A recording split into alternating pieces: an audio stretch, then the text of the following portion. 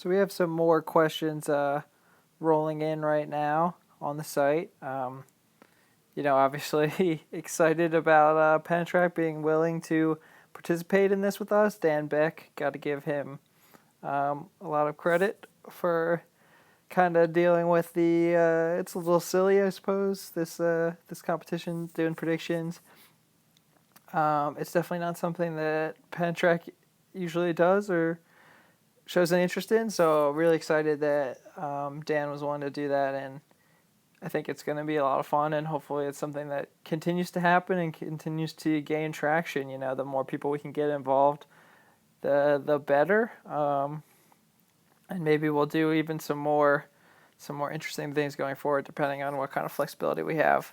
So I'm really excited about that. As for how it's going to inspire athletes competing, I'm not really expecting a ton of athletes to be motivated by this. I think they have a lot more motivating them in practice, and especially people on relays.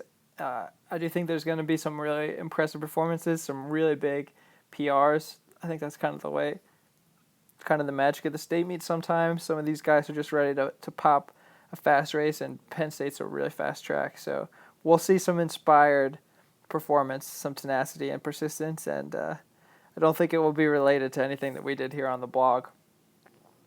Also being talked about, on the blog in the comment section, Penntrack picking Nate Henderson over Hockenbury, which is an interesting decision. Hockenbury, certainly, the more accomplished name and a senior. He's won 4 state golds and has 2 state silvers. And personally, I was afraid to even pick him second because I've picked against him in the past. I think I've picked against him in all of his state championship runs, and he's finished, better than I've picked him to be in just about all of them as well. He's just a really gutsy runner, and he's not going to be afraid to push the pace. He's not going to be scared of Brophy. We know what happened to him last year. Don't really need to go into the detail again. So I think he's going to be tough to beat, but I can see why, maybe Penntrack's worried about Dom going out a little too fast and not being able to hold on, leaving himself vulnerable. He's going to have to set a really fast pace to break Brophy most likely. And that could end up backfiring at some point. You never know. And Henderson is a really good distance runner.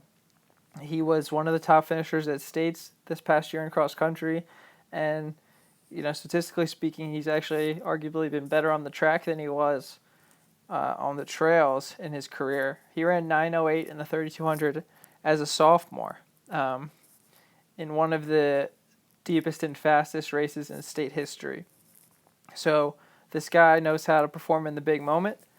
I don't think he's going to be afraid of this competition. I think he's got a little something to prove. And another District 3 guy hasn't had a lot of action this indoor season. And so he's somebody that's, I feel like, likely to drop a lot of time once he gets on a fast track with ideal competition. We'll see if that happens in this race, but there's some good arguments, I think, for both sides.